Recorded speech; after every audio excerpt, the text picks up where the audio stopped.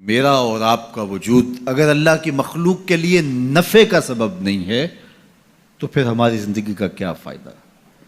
میں اپنے خاندان میں نفع بخش نہیں ہوں، آپ اپنے خاندان میں نفع بخش نہیں ہیں، آپ اس معاشرت کے لیے خیر کا سبب نہیں ہیں، میں اس معاشرت کے لیے خیر کا سبب نہیں ہوں، اس ملک کے لیے، اس قوم کے لیے، انسانیت کے لیے میں اگر خیر کا سبب نہیں ہوں تو مجھے سوچنا چاہیے کہ میں کہاں کھڑا ہوں، میں اشرف المخلوقات کیسے کہلاؤں گا؟ ایک درخت بھی چھاؤں فراہم کرتا ہے، آکسیجن دیتا ہے،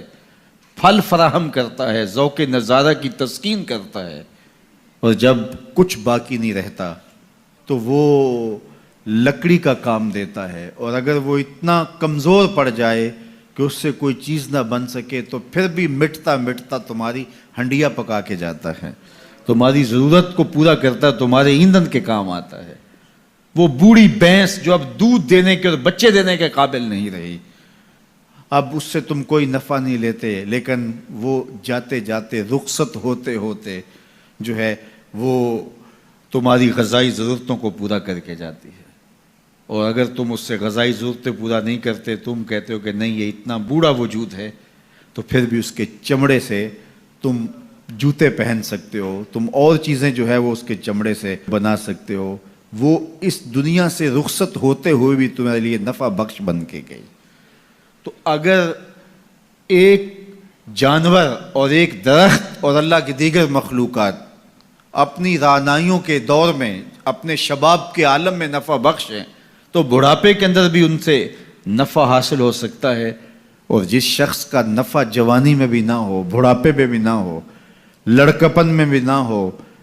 سن کہولت میں بھی نہ ہو، تو پھر وہ انسان کہلائے گا۔ اولئک کالانعام بل ہم اضل، فرمایا یہ چوپایا ہے بلکہ چوپایوں سے بھی بدتر ہے۔ تو پھر وہ کیسا انسان ہے جو نافع نہیں ہے، جو نفع بخش نہیں ہے؟ خیر الناس من ینفع الناس، لوگوں میں سب سے اچھا شخص کون ہے؟ یہ سوال ہوا، سب سے اچھا شخص کون ہے لوگوں میں؟ تو جواب ارشاد فرمایا جو لوگوں کے لیے نفع بخش ہے،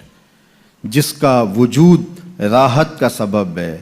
جس کو دیکھ کے دکھ بھول جائیں، جس کو مل کے زندگی اچھی لگنے لگ جائے،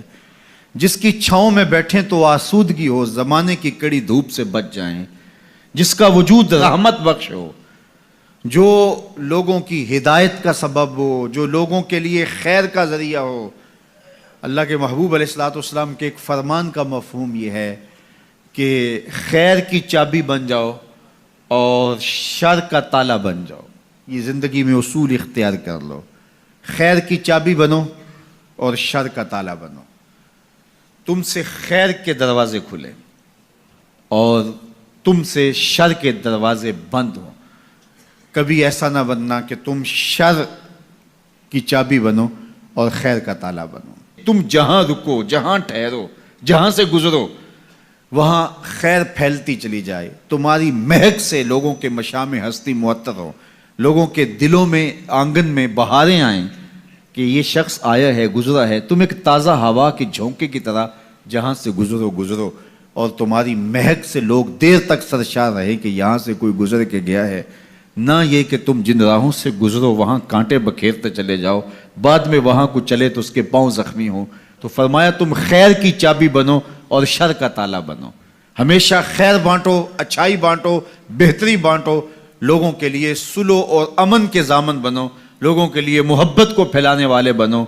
لڑائی، دینگا مشتی، فساد، شر،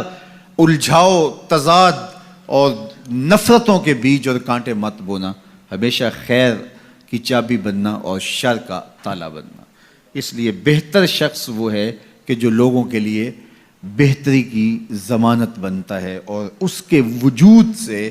لوگ بہتری پاتے ہیں۔ سب سے بڑی انسان کی ضرورت ہدایت ہے۔ سب سے بہتر اور اشرف لوگ انبیاء علیہم السلام ہیں، جن کے وجود سے ہدایت پھوٹی اور لوگ اندھیروں سے، ظلمتوں سے نکل کر ایمان کی روشنیوں میں آئے۔ سب سے بہتر لوگوں کو بانٹنے والا، لوگوں کے لیے نفع بخش وہ شخص ہے جس کا وجود ہدایت بانٹتا ہو، جس کا وجود خیر بانٹتا ہو، پھر لوگوں کے دکھ اور لوگوں کی تکلیفیں مٹانے والا شخص۔ تو ہمیشہ لوگوں کے لیے بہتریوں کا سبب بنا۔